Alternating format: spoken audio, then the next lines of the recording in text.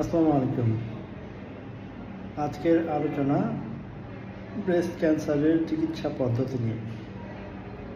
Breast ক্যান্সারের অনেকগুলো চিকিৎসা পদ্ধতি রয়েছে। তার মধ্যে প্রধান যে চিকিৎসা পদ্ধতিগুলো সেগুলো হলো অপারেশন, কেমোথেরাপি এবং রেডিওথেরাপি।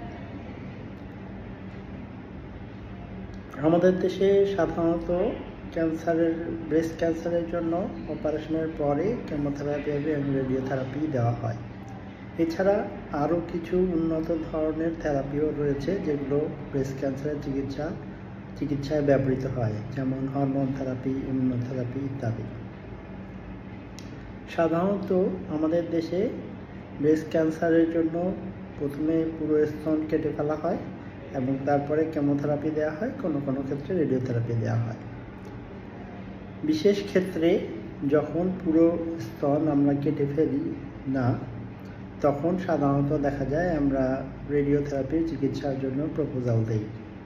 এই ক্ষেত্রে কী ধরনের রেডিওথেরাপি দেওয়া হবে সেটা অনকোলজিস্ট নির্ধারণ করে।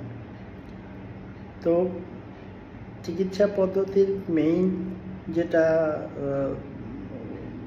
পদ্ধতি সেটা হলো অপারেশন, কেমোথেরাপি এবং রেডিওথেরাপি।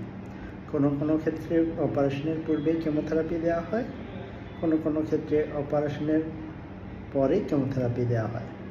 যদি আমরা পুরো স্তন কেটে না ফেলি তাহলে রেডিওথেরাপি দেওয়া হয়।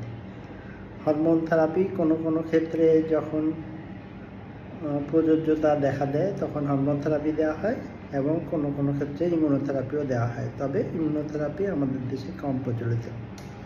ধন্যবাদ। আসসালামু আলাইকুম।